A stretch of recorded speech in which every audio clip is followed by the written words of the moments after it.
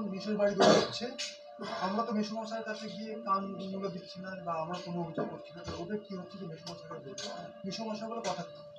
দেখুন, কুকথার বন্যা বইছে। দিলীপ ঘোষ তিনি সম্পূর্ণভাবে ভারসাম্য হারিয়ে কুকথা বলে চলেছেন। মমতা বন্দ্যোপাধ্যায় পিতৃপরিচয় নিয়ে প্রশ্ন তুলেছিলেন। আজকে নির্বাচন কমিশনকে মেসোর বাড়ি, মেসমশাই এই ধরনের কথা বলছেন। তৃণমূল কংগ্রেস কি করেছে? তৃণমূল কংগ্রেস নির্বাচনে নিয়ম মতো কাজ করেছে। তৃণমূল কংগ্রেস দিলীপ ঘোষ যেভাবে মমতা বন্দ্যোপাধ্যায়ের বাবা তুলে কথা বলেছেন, তৃণমূল কংগ্রেস নির্বাচনী আচরণবিধি ভঙ্গের জন্য যেটা ঠিকঠাক অথরিটি নির্বাচন কমিশন, উপযুক্ত অথরিটি, উপযুক্ত কর্তৃপক্ষ, তাদের কাছে গিয়ে নালিশ করেছেন, অভিযোগ জানিয়েছে। এটাই তো করবে গণতন্ত্রে। আমরা তো রাস্তায় কেউ কুস্তি করতে যাব না। তো সেই জায়গায় দাঁড়িয়ে দিলীপ ঘোষ আজকে বলছেন মেসোর বাড়ি কেন যাবে? আজব কথা। তো যখন বিজেপি নানা ইস্যুতে নির্বাচন কমিশনে যায়, তো দিলীপ ঘোষ তাহলে একটা গ্যারান্টি দিন যে যাই ঘটবে বিজেপি যেন আর নির্বাচন কমিশনে না যায়। ইভেন দিলীপ বাবুর নির্বাচনী কেন্দ্রেও দিলীপ বাবু যেন ভুলেও আর নির্বাচন কমিশনে না যান, এটাও তাহলে ঠিক করে নিন। আমরা মনে করেছি দিলীপ ঘোষ যে শব্দগুলো ব্যবহার করেছেন মুখ্যমন্ত্রী সম্পর্কে সেটা আপত্তিকর এবং নির্বাচনী আচরণবিধির বিরুদ্ধে। সেই কারণেই নির্বাচন কমিশনে আমাদের প্রতিনিধি দল গেছেন এবং আমরা অভিযোগ করেছি। নির্বাচন কমিশন শোকজ করেছেন। দিলীপ ঘোষকে শোকজের উত্তর দিতে হবে এবং নির্বাচন কমিশন যদি সত্যি নিরপেক্ষ হয় তাহলে দিলীপ ঘোষকে নিশ্চিতভাবে অন্তত 7 দিনের জন্য নির্বাচনী প্রচার থেকে তারা সাসপেন্ড করবেন। আমরা এই আশা রাখি পরবর্তী ধাপে যদি দিলীপবাবু এই সবগুলো চালিয়ে যান সেক্ষেত্রে তার প্রার্থীপদ খারিজের দাবি আমরা তো করেই এসেছি। কিন্তু দিলীপবাবু যাদেরকে মেসোর বাড়ি বলছেন, আমরা বলছি নির্বাচন কমিশন দিলীপ ঘোষ ভারসাম্য হারিয়ে কুকথা বলছেন, শোকজ খেয়েছেন, তাতেও তার শিক্ষা হয়নি। ফলে অবিলম্বে দিলীপ ঘোষ উত্তর দিন, উত্তরটা পাবলিক করুন, শোকজের চিঠির উত্তর দিন নির্বাচন কমিশনকে। এবং নির্বাচন কমিশন যদি সত্যি নিরপেক্ষ হন তাহলে দিলীপ ঘোষ উত্তর দেওয়ার সঙ্গে সঙ্গে নির্ধারিত সময়ের মধ্যে তাকে 7 দিনের অন্তত সাসপেন্ড করবেন, সেটা তো আমরা আশা করতে পারি।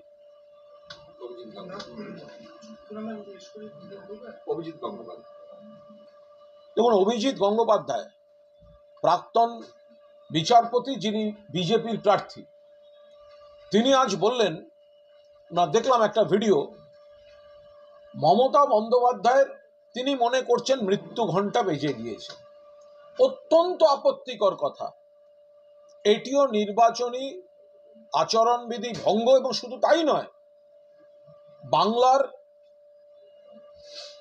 সংস্কৃতি, বাংলার ঐতিহ্য তাকে আঘাত করা। একজন মহিলা, একজন মুখ্যমন্ত্রী, দেশের একমাত্র মহিলা মুখ্যমন্ত্রী, তাকে আপনি বলছেন আমি মনে করছি মমতা বন্দ্যোপাধ্যায়ের মৃত্যু ঘণ্টা বেজে গেছে।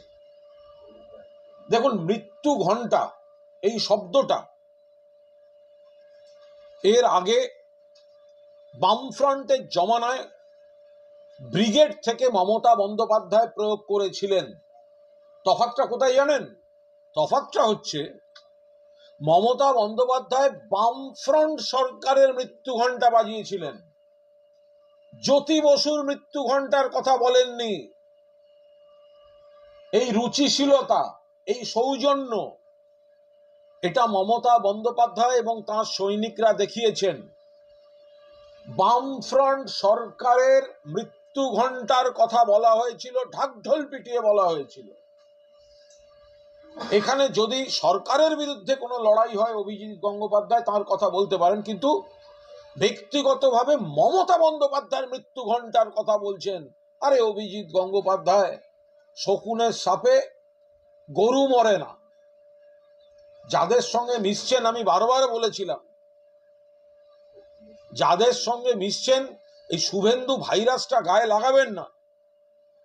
অভিজিৎ গঙ্গোপাধ্যায় তিনি বিচারপতির আসনে বসে বিতর্কিত হয়েছিলেন, বিচারপতির আসন থেকে ইস্তফা দিয়ে প্রশ্নের মুখে পড়েছিলেন, বিজেপিতে গিয়ে নিন্দিত হয়েছেন, এবং এখন যে সংলাপ তার মুখে দেখা যাচ্ছে যে শুভেন্দুদের যে কুৎসিত ভাইরাসগুলো আছে সেগুলো তার শরীরে ঢুকতে শুরু করেছে। মমতা বন্দ্যোপাধ্যায়ের মৃত্যু ঘণ্টা বেজে গিয়েছে এই চরম কুৎসিত কথাটার জন্য। বাংলার মা বোনেরা, বাংলার আম জনতা, তমলুকের মানুষ, তমলুকের ভোটাররা অভিজিৎ গঙ্গোপাধ্যায়কে এবং তার দলকে যথাযথ জবাব দেবে। বলছি ইডির হাজিরা এবং মুখ্যমন্ত্রী প্রশ্ন ইডির হাজিরা মুখ্যমন্ত্রী কি বলবেন বিষয়টা নিয়ে? দেখুন, মহুয়া মৈত্রকে বিজেপি টার্গেট করেছে, কারণ মহুয়া মৈত্র নরেন্দ্র মোদী, বিজেপি, আদানি এইসব প্রশ্ন, অপ্রিয় প্রশ্ন, দুর্নীতির প্রশ্ন, এই প্রশ্নগুলো বারবার মহুয়ার কণ্ঠে প্রতিধ্বনিত হয়েছে। ফলে তাকে সংসদীয় কমিটিতে ফেলে অশালীন প্রশ্ন করে আত্মপক্ষ সমর্থনের সুযোগ না দিয়ে একতরফাভাবে বিজেপির নির্দেশে সংসদ থেকে বহিষ্কার করা হয়েছে, শাস্তি দেওয়া হয়েছে। তারপর পরিকল্পিত চিত্রনাট্যে তার পেছনে সিবিআই, ইডি এসব লাগিয়ে দেওয়া হয়েছে। মহুয়া মৈত্র যথেষ্ট এই লড়ার পক্ষে তৈরি। তিনি পরিষ্কার বলেছেন, ইডির কাজ করেছে, আমার কাজ প্রচার করা আমি করব। এই বিজেপি চাইছে বাংলার মাটিতে ভোটের আগে এজেন্সির অপব্যবহার করে, কখনো সিবিআই, কখনো ইডি, কখনো এনআইএ, কখনো প্রার্থীদের, কখনো সংগঠকদের, কখনো কর্মীদের তাদের ব্যতিব্যস্ত করে দিতে, ভোটের কাজ ছেড়ে দিয়ে এজেন্সিকে নিয়ে ব্যস্ত থাকতে হবে। সিবিআই কখনো যাচ্ছে, কখনো ইডি মহুয়া মৈত্রকে ডেকে পাঠাচ্ছে, কখনো এনআইএ পূর্ব মেদিনীপুরের তারা সেখানে আমাদের সংগঠক নেতা কর্মীদের ডেকে পাঠাচ্ছে। ভোটের মুখে, ভোট ঘোষণা হয়ে গেছে, যখন আমাদের প্রার্থী, নেতা, নেত্রী, কর্মীরা প্রচারে বিজেপি জানে হেরে যাবে, সেই কারণে এই প্রচার এবং নির্বাচনী প্রক্রিয়ায় তাদের বিঘ্ন ঘটিয়ে অন্য কাজে ব্যস্ত রাখার জন্য সর্বশক্তিতে এজেন্সিগুলোকে নামিয়ে দিয়েছে। ফলে মহুয়াকে ডাকছে ইডি, পূর্ব মেদিনীপুরের কর্মী নেতাদের ডাকছে এনআইএ, তারাও আজকে যাননি। আমরা বলে দিয়েছিলাম এনআইএর সামনে আমাদের নেতা কর্মীরা সাড়া দেবেন না, কারণ রাজনৈতিক উদ্দেশ্য প্রণোদিতভাবে ডাকা হয়েছে। লিগাল ব্যাটল, পার্টি এই নেতা কর্মীদের পাশে আছে, লিগাল ব্যাটল দেখা হচ্ছে। মহুয়া নিজে যথেষ্ট যোগ্য, তিনি এই লড়াইটা জনতার দরবারেও নিয়ে গিয়েছেন এবং কৃষ্ণনগর থেকে নিশ্চিতভাবে যত চক্রান্ত হোক, যে পরিস্থিতি হোক, কৃষ্ণনগর থেকে সাংসদ হিসেবে নির্বাচিত হতে চলেছেন মহুয়া মৈত্র। বাংলার মুর্শিদাবাদে কিছু শ্রমিক কাজ করতে গেছিলেন, মহুয়া আপনাদের পার্টির স্ট্যান্ড যে মহুয়া ধরো ডাকলে কি যাচ্ছে না, বা ভূপতিনগরে কেউ যাচ্ছে না, এরকম ডাকলে ভোটের সময় তারা যাবেন না, এটা কি স্ট্যান্ড না? ভোটের সময় দেখুন, এটা এক কথা এইভাবে বলা যায় না। প্রত্যেকটি এদের প্রত্যেকটি মামলাগুলো কাগজে কলমে আলাদা, কিন্তু তলবের রাজনৈতিক উদ্দেশ্যটা এক। ফলে প্রত্যেকটাই কেস টু কেস বিবেচনা করে তাদের লিগাল ব্যাটলগুলো ঠিক করছেন তাদের আইনজীবীরা। কিছু ক্ষেত্রে প্রয়োজনে পার্টিরও মতামত নিচ্ছেন তারা, পার্টিও তাদের মতামত জানাচ্ছে। অর্থাৎ যেখানে যে কেসে যাকে সিবিআই যাচ্ছে, যে কেসে মহুয়াকে ডাকা হচ্ছে, যে কেসে এনআইএ পূর্ব মেদিনীপুরের কর্মীদের ডেকেছে, কাগজে কলমে নথিতে কেস নাম্বারে বিষয়গুলো আলাদা, কিন্তু উদ্দেশ্য যে বাংলায় আমরা জনসমর্থনে পারবো না তৃণমূলের নেতা কর্মীদের, প্রার্থীদের বিভিন্ন এজেন্সি দিয়ে তলব করিয়ে করিয়ে ব্যতিব্যস্ত করো, ব্যস্ত রাখো, আর নেতিবাচক খবর মানুষের মধ্যে পৌঁছে দাও, তলব করা হলো, ডাকা হলো।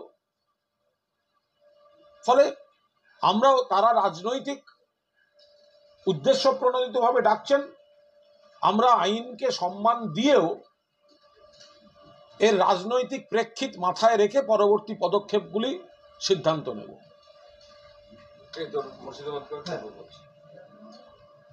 মুর্শিদাবাদের কিছু শ্রমিক ওড়িশায় কাজ করতে গিয়েছিলেন, তারা বাংলা ভাষায় কথা বলছিল, এই কারণে ওখানকার কিছু বিজেপি নেতা এবং আরএসএস এর কিছু লোকজন তাদেরকে সিএ কাগজ দিতে চেয়েছে, মারধর করেছে, বাংলাদেশি বলেছে।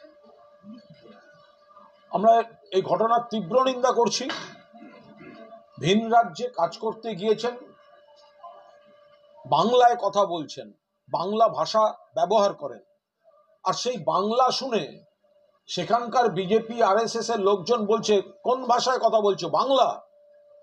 সঙ্গে সঙ্গে তারা সিএ এর প্রসঙ্গ তুলছে এবং তাদের বাংলাদেশি বা ভিনদেশি বলে তাদের উপর চরম নিগ্রহ, অত্যাচার, নির্যাতন, এই ভয়ঙ্কর পরিস্থিতির দিকে ঠেলে দিচ্ছে এই ভারতীয় জনতা পার্টি।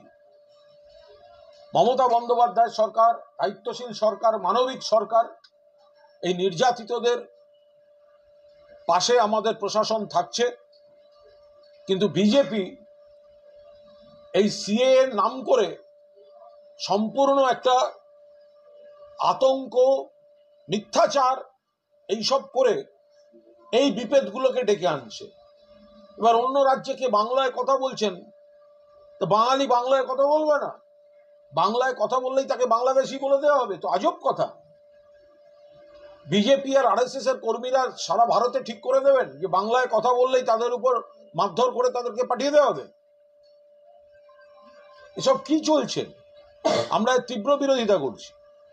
এই প্রসঙ্গে সুকান্ত মজুমদার বলছেন, উড়িষ্যায় যেতে হবে কেন? রাজ্য সরকার কি অপদার্থ যে তাদের রাজ্যের শ্রমিকদেরকে ভিন রাজ্যে পাঠাতে হচ্ছে কাজ করানোর জন্য?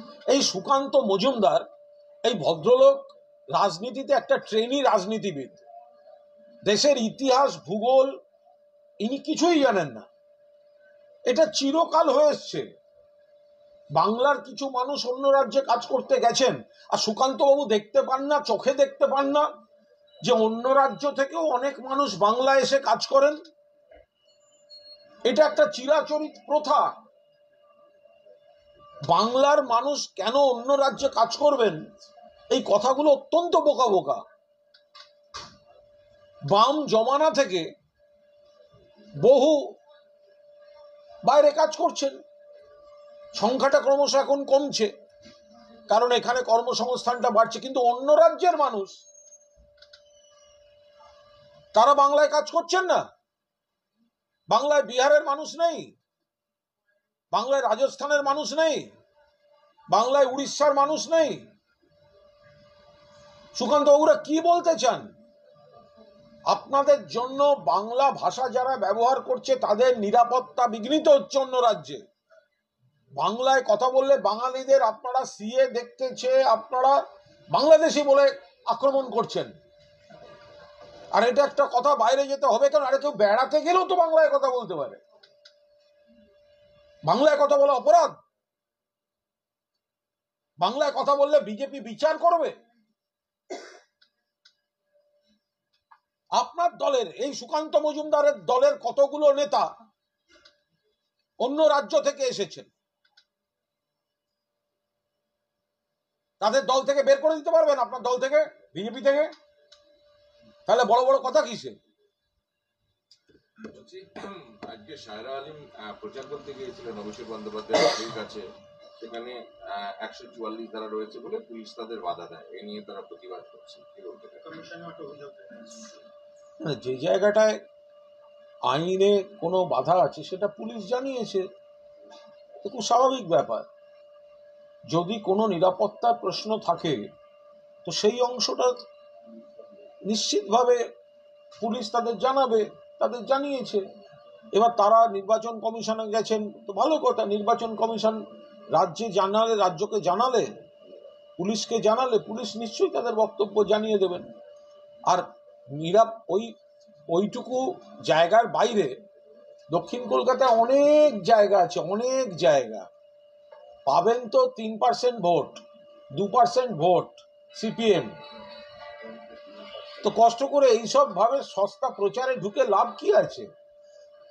এমন এমন জায়গায় যেতে চান যাতে খবর হওয়া যায়, খবর হওয়া যায়, খবর হওয়া যায়। দক্ষিণ কলকাতায় সিপিএম 3%-এর বেশি ভোট পাবে না। তাহলে অত বড় জায়গাটা না ঘুরে 3% জায়গাতেই ঘুরুন। বলছি প্রশ্ন করতে যে অভিষেক বন্দ্যোপাধ্যায়ের বাড়ির সামনে 144 ধারা জারি থাকবে কেন?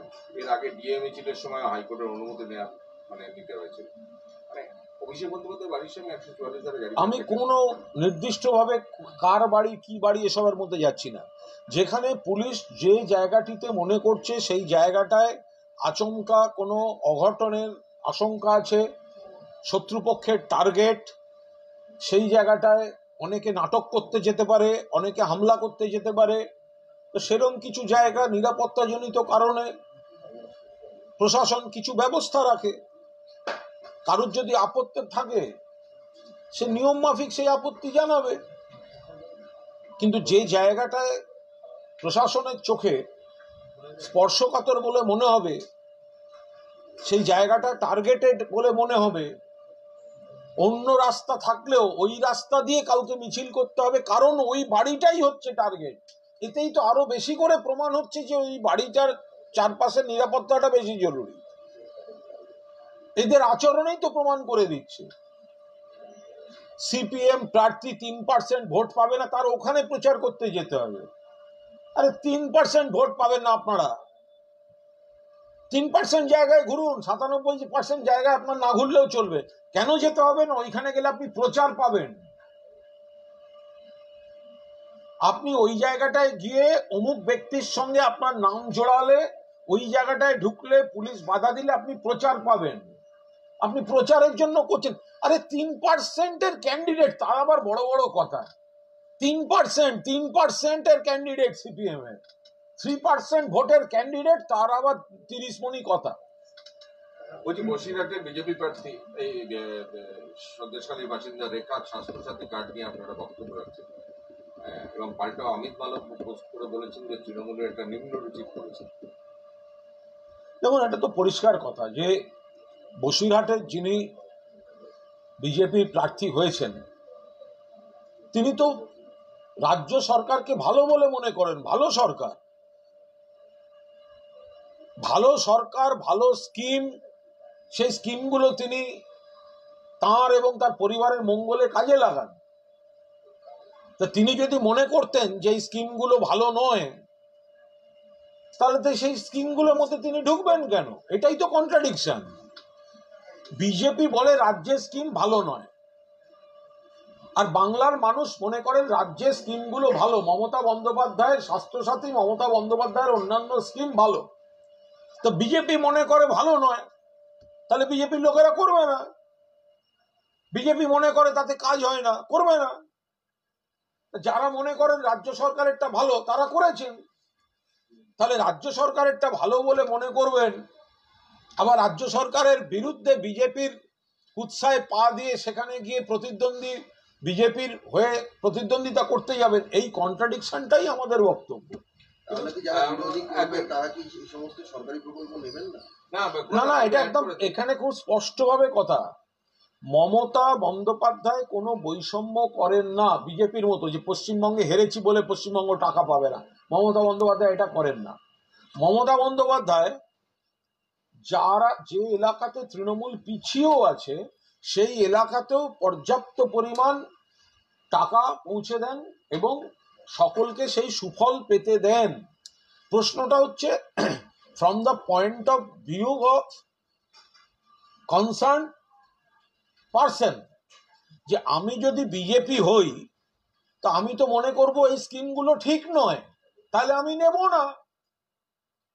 মমতা বন্দ্যোপাধ্যায় উদার, মমতা বন্দ্যোপাধ্যায় সকলকে দিচ্ছেন। কিন্তু আমি যদি মনে করি যে আমি মমতা বন্দ্যোপাধ্যায়ের বিরোধী এবং তার সরকারের কাজকর্মের বিরোধী, তাহলে আমি তার সরকারের স্কিমগুলো নিচ্ছি কি করে?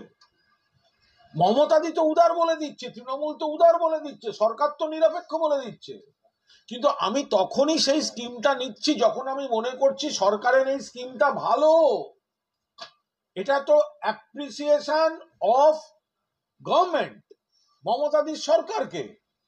তাহলে যে সরকারকে আমি ভালো বলবো, যার সুফলগুলো আমি ভোগ করব, আমি কি করে তার বিরুদ্ধে প্রার্থী হব? এই প্রশ্নের জবাব তো আসবেই। মমতাদি নিরপেক্ষ, মমতাদি সকলকে দেবেন, তৃণমূল সরকার নিরপেক্ষ, সকলকে দেবেন, কিন্তু যিনি নিচ্ছেন তার মানসিকতাটা কি? আমি যদি বিজেপি হই তাহলে তো আমি সরকারের বিরোধী, আমি নেব না। তাহলে তো আমি স্বাস্থ্যসাথী করব না, কারণ বিজেপি তো স্বাস্থ্যসাথীর বিরুদ্ধে। তাহলে আমি সরকারেরটা নেব, তার মানে সরকার ভালো, তার মানে সরকারের স্কিম ভালো। আরে সরকারই ভালো আর সরকারের স্কিম ভালো, তাহলে তার বিরুদ্ধে দাঁড়াচ্ছেন কেন? এই কন্ট্রাডিকশনটা দেওয়া হচ্ছে। সাধারণ মানুষের করের টাকায় যে প্রকল্প, সেখানে সরকারি প্রকল্প তো সকলে, সেখানে শাসক বিরোধী ভেদাভেদ আসেনি কেন? না, আমি বলছি এই কথাগুলো কোথায় থাকে বিজেপি? যখন কেন্দ্রীয় সরকারের প্রজেক্টগুলো আসে তখন ওটা কি নরেন্দ্র মোদীর বাড়ির টাকা থেকে আসে? সেটা রাজ্য, সমস্ত রাজ্য থেকে যে টাকাটা যায় সেখান থেকে কেন্দ্রীয় সরকার করে। কিন্তু মমতা বন্দ্যোপাধ্যায়ের যে স্কিমগুলো, এই উদ্ভাবনী শক্তি, সবুজ সাথী সাইকেল, কন্যাশ্রী, রূপশ্রী, লক্ষ্মীর ভান্ডার, এগুলো তো আগে কেউ কখনো কাউকে দেয়নি। স্বাস্থ্যসাথী স্কিম, স্বাস্থ্যের সুরক্ষা, সরকারি টাকা তো 100 বার, কিন্তু সরকার তো আগেও ছিল, সরকার তো অন্য রাজ্যে বিজেপিরও আছে, প্রজেক্ট নেই কেন? সেই প্রজেক্ট নেই কেন? যে প্রজেক্ট মমতা বন্দ্যোপাধ্যায় তৈরি করেছেন, বিজেপি তো তার বিরোধিতা করে। তাহলে সেই প্রজেক্টের উপভোক্তা কি করে বিজেপির প্রার্থী হতে পারে? কিন্তু প্রশ্ন তুলছেন অনেকে যে রাজ্যবাসী হিসেবে, নাগরিক হিসেবে তো সরকারি প্রকল্প নিতেই পারেন, তার মানে সে তৃণমূলের বিরোধিতা করতে পারবেন না বা প্রার্থী হতে পারবেন না, এটা কি করে? আমরা তো সেটা স্পষ্টভাবে বলছি, রাজ্যবাসী হিসেবে প্রকল্প তো তিনিই নিচ্ছেন যিনি মনে করছেন রাজ্যের এই প্রকল্পটা তার মঙ্গলে। যারা বলছেন রাজ্যবাসী হিসেবে নিতেই পারে কেউ, 100% ঠিক কথা বলছেন, কিন্তু সঙ্গে মনে রাখবেন রাজ্যবাসী হিসেবে নিতে পারেন কারণ তিনি মনে করছেন প্রজেক্টটা তার মঙ্গলের। কোন প্রজেক্ট? মমতা ব্যানার্জির প্রজেক্ট। কোন মমতা ব্যানার্জি? রাজ্য সরকারের মুখ্যমন্ত্রী। ফলে রাজ্য সরকারের প্রকল্প নিতে পারেন, তার রাইট যেমন আছে, কিন্তু প্রকল্পটা তার মঙ্গলের বলেই তো তিনি নিচ্ছেন, নইলে তো তিনি নিতেন না, নইলে তো গিয়ে ফর্ম ফিল আপ করতেন না, না হলে তো দুয়ারে সরকারে যেতেন না। তাহলে এই প্রজেক্টগুলো তো তার মঙ্গলের, সেই কারণেই নিয়েছেন। তাহলে যে সরকার মঙ্গল করছে, যে মঙ্গলের স্পর্শ আমি নিচ্ছি, আমার পরিবার নিচ্ছে, আমি সেই সরকারের বিরুদ্ধে দাঁড়াচ্ছি কি করে? এখানেই তো কন্ট্রাডিকশনটা। বাঁকুড়ার তৃণমূল প্রার্থী অলোক চক্রবর্তী তিনি আজকে বলেছেন যে প্রয়োজনে বিক্ষুব্ধদের পায়ে ধরে ক্ষমা চাইবেন, কর্মীদের বার্তাও দিয়েছেন, এবং দলের অবস্থা মুমূর্ষু, এই মুমূর্ষু অবস্থা দলের। না না, ওটা সম্পূর্ণ আমার ধারণা উনি ওটা একেবারেই বলতে চাননি। দলের মুমূর্ষু প্রশ্নই ওঠে না। তৃণমূল কংগ্রেস মাঠে ময়দানে, শীত গ্রীষ্ম বর্ষা, মানুষের পাশে তৃণমূল কংগ্রেসই ভরসা। ফলে কখনো কথা বলতে গিয়ে কোনো শব্দ প্রচারের সময় একটানা পরিশ্রম, একটানা কথা বলতে হয়, দু একটা কথা শব্দ অনিচ্ছাকৃতভাবে বেরিয়ে যায়। আদৌ তৃণমূল কংগ্রেস মুমূর্ষু নন, সেটা অরূপবাবুও জানেন, অরূপবাবু সে কথাটা বোঝাতে একেবারেই চাননি। আর একজন দায়িত্বশীল নেতা হিসেবে যদি কোনো কর্মী অভিমানত থাকেন, বিক্ষুব্ধ থাকেন, তাদের সম্মান দিয়ে ফিরিয়ে আনার কথা বলেছেন, ভোটের কাজে নামাবার কথা বলেছেন, ভালো কথা বলেছেন। 24-এর লড়াইয়ে মহিলা ভোট টার্গেট, যেমন বিজেপি টার্গেট করছে, তখন তৃণমূলের তরফে তৎপরতা রয়েছে, সরকারি বিভিন্ন প্রকল্পের কথা ঘোষণা করে মহিলাদের মধ্যে ভোট প্রচার বাড়ানো হচ্ছে। কোথাও কিন্তু সন্দেশখালির জন্য বা সন্দেশখালী ঘটনার প্রেক্ষিতে মহিলা ভোট নিয়ে কি টার্গেটটা বাড়ানো হয়? সন্দেশখালি তো আমরা জিতবো, বসিরহাট লোকসভা কেন্দ্রেও আমরা জিতব। সন্দেশখালীর যে এলাকাটা রয়েছে সেখানে আমাদের বিপুল লিড থাকবে, কারণ মা বোনেরা সারা বাংলায় যেমন তারা জানেন যে তাদের সব দিক থেকে আর্থিক ক্ষমতা, সামাজিক সম্মান, রাজনৈতিক অধিকার মমতা বন্দ্যোপাধ্যায় দিয়েছেন, তেমনি কোথাও কোনো অঘটন ঘটলে, খারাপ কাজ হলে সঙ্গে সঙ্গে পার্টি ব্যবস্থা নিয়েছে, ভুল হলে শুধরে নিয়েছে, দোষী হলে শাস্তি দিয়েছে। ফলে সন্দেশখালী নিয়ে যারা রাজনীতি করতে চাইছেন তাদের সেই রাজনীতি সফল হবে না। ওই শান্তনু সেন বরানগরের ক্যান্ডিডেট নিয়ে এখন যদিও ঘোষণাই হয়নি, আক্ষেপ দেখা দিচ্ছে, বলছেন যে এলাকার লোক হলে ভালো হয়, ভূমিপুত্র হলে ভালো হয়, পলিটিক্যাল লোক হলে ভালো হয়। একই প্রশ্ন অ্যাড করে মহানগর কাউন্সিলর সঞ্চিতা দেও ফেসবুকে পোস্ট লিখেছেন যে আমরা কোনো অভিনেত্রী বা তারকা চাই না, আমরা চাই পলিটিক্যাল লোক, নইলে বরানগর সিট লড়াটা কঠিন। দেখুন, আমার মনে হয় কোনো নির্বাচন এলে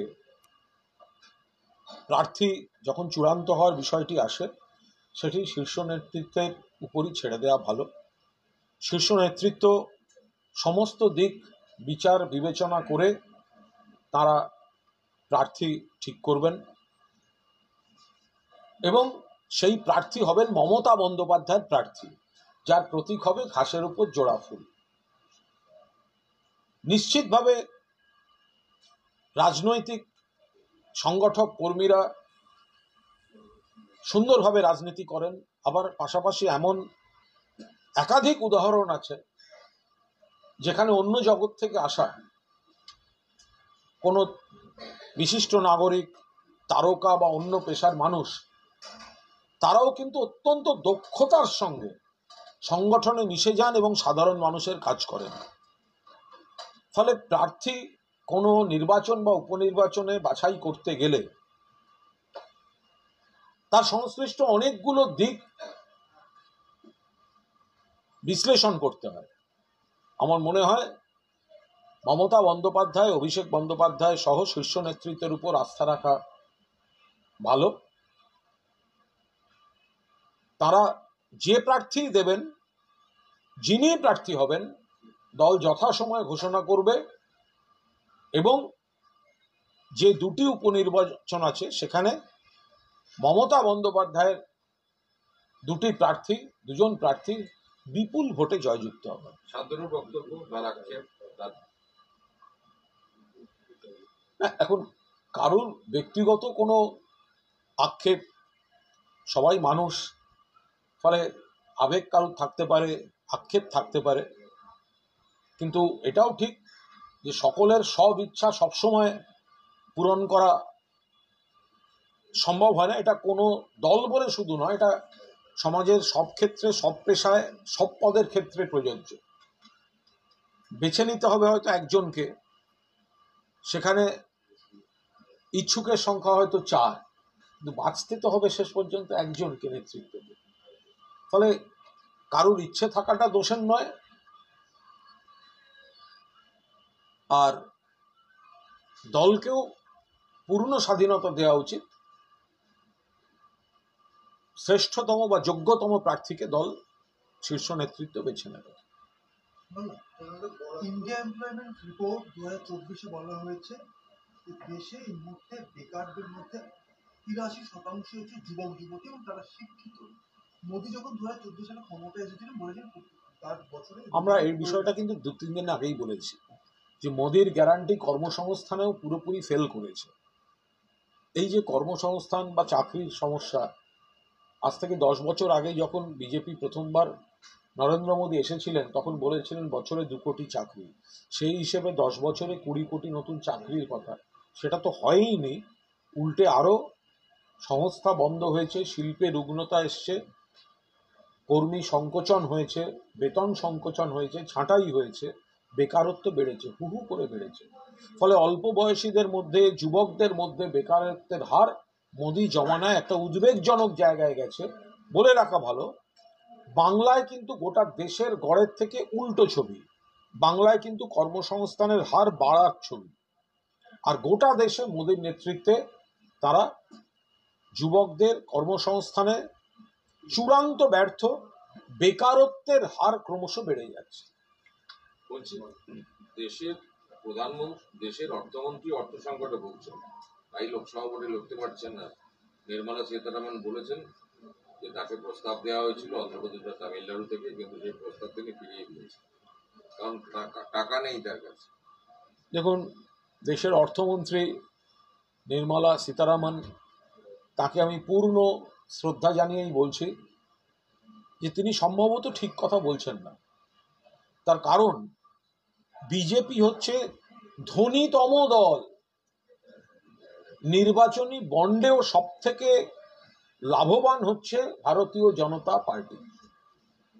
তো দেশের অর্থমন্ত্রী যদি লড়তে যান একটা কোনো কেন্দ্রে, তার পার্টি খরচা করবে। তিনি কি বাড়ির থেকে টাকা এনে খরচা করবেন কেন? তার পার্টি এত বড় লোক পার্টি, এত ধনীদের পার্টি, এত কর্পোরেটের টাকা তাদের কাছে গিয়ে ঢুকেছে। ফলে আমার মনে হয় অন্য কোনো কারণে যে জনবিরোধী আর্থিক নীতি, মানুষ ভোট দেবেন না, এই আর্থিক নীতির ফেস হয়ে যাবেন অর্থমন্ত্রী, সেক্ষেত্রে মানুষের ভোট পাবেন না, এইসব কারণে তাকে বোধহয় একটু পিছিয়ে যেতে হচ্ছে। কিন্তু তার স্বামী বলছেন যে বিশ্বের অন্যতম বড় দুর্নীতি হচ্ছে ইলেকট্রাল বন্ড, বা কেন্দ্রীয় সরকারের যে বিজেপি সবচেয়ে বেশি যে টাকা। এই বিষয়টা অত্যন্ত গুরুত্বপূর্ণ। কেন্দ্রীয় অর্থমন্ত্রীর স্বামী বলছেন ইলেকশন বন্ড হচ্ছে বৃহত্তম স্ক্যাম, কেলেঙ্কারি। অবিলম্বে এর তদন্ত প্রয়োজন এবং ক্রোনোলজি ধরে ধরে তদন্ত প্রয়োজন, যে সিবিআই ইডি কোন সংস্থায় গেছে, সিবিআই ইডি রেডের পর কারা কারা বন্ড কিনছে, সিবিআই ইডি রেডের পর সেই বন্ডটা কাকে দেয়া হচ্ছে, সিবিআই ইডির রেডের পর কাদের কোন দোষ থেকে মুক্ত করে দেয়া হচ্ছে, সিবিআই ইডি রেডের পর কারা কোন সরকারি বরাত পাচ্ছে, এগুলো চুলচেরা বিশ্লেষণ করে তদন্ত দরকার। কিন্তু তদন্তটা করবে কে? তদন্ত করার যে সেন্ট্রাল এজেন্সিগুলো, তাদের মধ্যে একটি এজেন্সি তো সরাসরি অর্থমন্ত্রীরই হাতে, ইডি, বাকিটা নরেন্দ্র মোদী, অমিত শাহর হাতে। সুতরাং অর্থমন্ত্রীর স্বামী বলছেন বৃহত্তম কেলেঙ্কারি হচ্ছে বন্ড কেলেঙ্কারি, কিন্তু এমন একটা দেশ পৌঁছেছে, এমন একটা পর্যায়ে পৌঁছেছে যে তার তদন্ত হওয়ার কোনো পরিস্থিতি এবং এজেন্সি এখন চোখে দেখা যাচ্ছে না। এটা একমাত্র সুপ্রিম কোর্টের কোন সিটিং জাজ সরাসরি তাদের মাধ্যমে এর তদন্ত হতে পারে। অন্যথায় সিবিআই, ইডি, এসএফআইও বা অন্যান্য যে এজেন্সিগুলো রয়েছে, সেগুলো সমস্ত বিজেপির হাতের মুঠোয়। ফলে অর্থমন্ত্রীর স্বামী যে বন্ড কেলেঙ্কারিকে বৃহত্তম কেলেঙ্কারি বলছেন, সেন্ট্রাল এজেন্সি দিয়ে তদন্ত হবে না। যদি তদন্ত করার দরকার মনে হয়, তাহলে সুপ্রিম কোর্টের সিটিং বিচারপতিদের নিয়ে কোনো একটা মেকানিজম যদি তৈরি করা যায়, অন্যথায় এই তদন্তের কোনো মূল্য নেই। একটা হচ্ছে গার্ডেন নিচে 12 জনের মৃত্যুর পর পুষ্পিল্য কলকাতা পুরসভার গার্ডেন নিচে আপাতত বাড়ি চিহ্নিত করা হয়েছে ভাঙার জন্য, তবে হতেই বাসিন্দারা বিক্ষোভ করেছে, আপাতত স্থগিত করে দিয়েছে, বন্ধ হয়ে গেছে। দেখুন, পুরসভা তার কাজ করতে গেছে, এবার যদি এলাকার মানুষ তাতে বাধা দেন, তাহলে সে পুরসভা কাজটা করবে কি করে? যদি কোনো কাজে বিলম্ব হয়ে থাকে, কোনো কারণে বিলম্ব হয়ে থাকে, কিন্তু কাজটা তো করা হচ্ছে, বেআইনি বাড়ি, বিপজ্জনক অংশ বা বিনা অনুমতিতে, অনুমোদনহীন, তো ফলে এলাকার মানুষকেও তো পুরসভাকে সহযোগিতা করতে হবে। পুরসভার কর্মী বা পুলিশ কর্মীরা যাবেন, আর সেই এলাকার মানুষ বেআইনি বাড়ির সমর্থনে বিক্ষোভ করবেন, আবার বাইরের সমাজ বলবে কেন বেআইনি বাড়ি আছে। এভাবে পুরসভা কিভাবে কাজ করবে? রেখা পাত্র অমৃতা রায়কে প্রধানমন্ত্রী যেভাবে ফোন করেছেন, এটা শুধুমাত্র আত্মবিশ্বাস না, বিজেপি বলছে এটা একটা প্রচারের কৌশল এবং এর ফলে বিরোধীরা পিছিয়ে পড়বে। কোনো পিছিয়ে পড়বে না। বিরোধীরা বিজেপিকে পরিষ্কার বলছে, বেছে বেছে দুই প্রার্থীকে যে ফোন করেছেন প্রধানমন্ত্রী বলে প্রচারিত, সেই ফোন কলগুলো মার্কেটিং করছে বিজেপি, মার্কেটিং। আর অদ্ভুত সাউন্ড সিস্টেম, অভিনয় এক জায়গায় হয়, সিনেমায় দেখবেন ডাবিং অন্য জায়গায় হয়। ডাবিং যখন হয় সেই ভয়েসটা ছাড়া চারপাশের কোনো ভয়েস থাকে না। আপনি দেখবেন প্রধানমন্ত্রী যখন কথা শুনছেন তখন অন্যদিকের যে একটা স্বাভাবিক সাউন্ড থাকে, একটা হু হা থাকে, বা স্বাভাবিক একটা তরঙ্গের সাউন্ড থাকে, সেটাও নেই।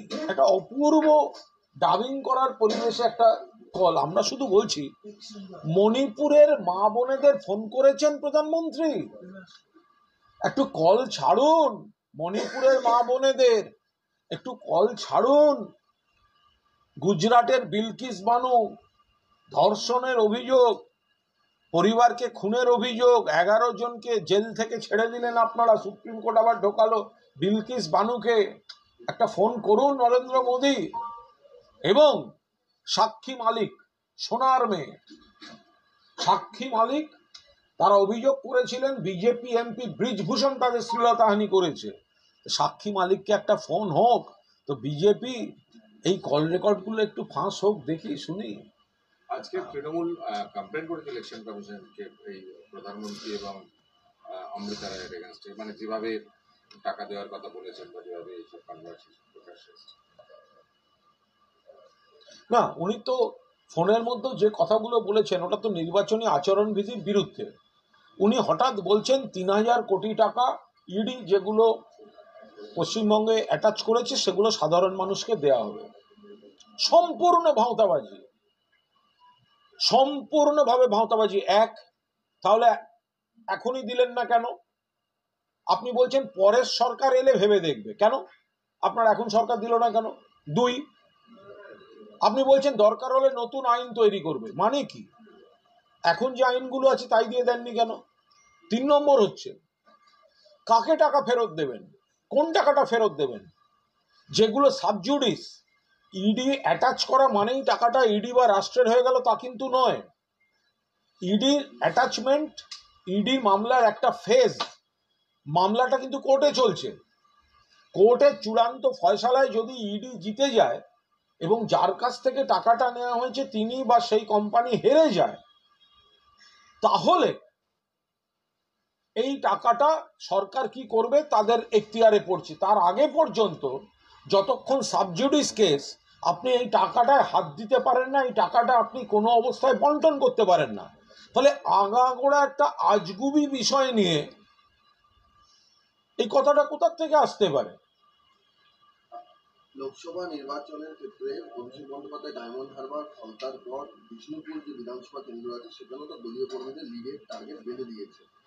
এটা কি কর্পোরেট কায়দায় ভোট পরিচালনা নাকি এটা আগেও ছিল?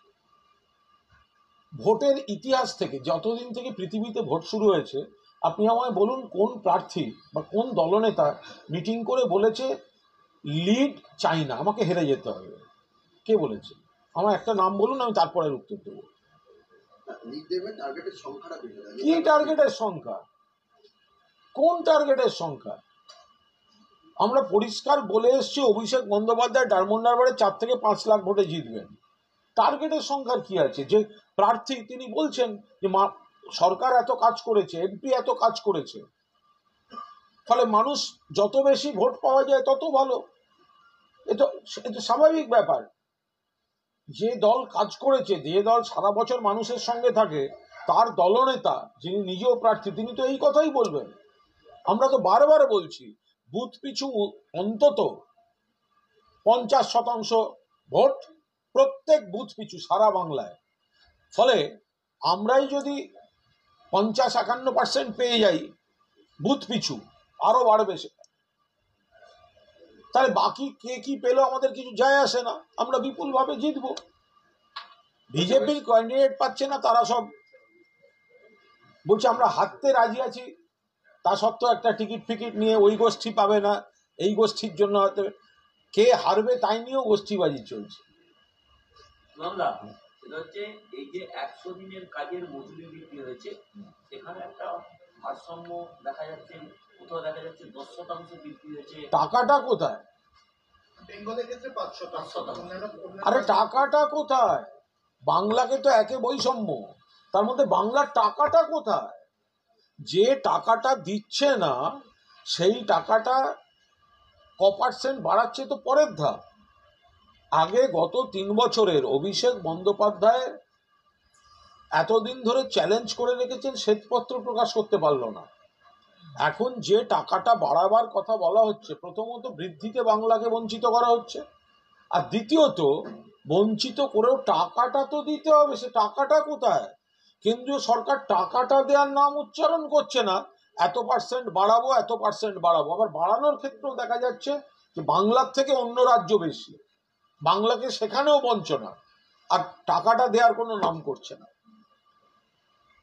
হয়ে গেছে আমার দুটো আলাদা প্রশ্ন আছে এখানে কোনো না, একটা সত্যি এই নির্বাচন প্রক্রিয়া চলছে, এই সময় এইভাবে মজুরি বৃদ্ধির কথা কি বলতে পারেন? না, বলতে পারে না, কোনো অবস্থায় বলতে পারে না। এটা নির্বাচনী আচরণবিধির বিরুদ্ধে। কোনো প্রতিশ্রুতি, কোনো ঘোষণা, কোনো এই ধরনের মজুরি বৃদ্ধি বা এটা তো পরিষ্কারভাবেই আচরণবিধির পুরোদস্তুর বিরোধী কাজ করছেন। আসলে দেশে বিজেপি হারতে চলেছে, এটা পরিষ্কার হয়ে গেছে, নরেন্দ্র মোদীরা বুঝতে পেরেছেন। তাই ভোট ঘোষণার পরেও এই এজেন্সিকে নামানো, টাকা না দিয়েও টাকা বৃদ্ধির ঘোষণা, এই সমস্ত নানা রকম নাটক চালাচ্ছে। আরেকটা প্রশ্ন পাঠিয়েছে, আমি আরেকটা দিলীপ প্রশ্ন, উনি কি মানে বিতর্কে থাকলেই কি বারবার এই ধরনের কথা বলেন, নাকি ভোট প্রচারের জন্য ময়দানে এই ধরনের কথা বলছে? কে দিলীপ ঘোষ, আমি একটা জিনিস বুঝি না, দিলীপ ঘোষ নিজেই বলেন যে আমি খারাপ কথা বললে পাবলিসিটি পাই, আমি সেই কথা বলি। তা যিনি নিজে প্রকাশ্যে বলেন যে আমি এগুলো বললে খবরে থাকি, বিতর্কে থাকি, যিনি নিজে এটাকে মানে নিজের মুখে বলেছেন, তারপরে আর প্রশ্ন থাকে কি করে? যখনই বোঝেন উনি কোণঠাসা, তখনই তিনি প্রচারে থাকতে চান। হয়েছে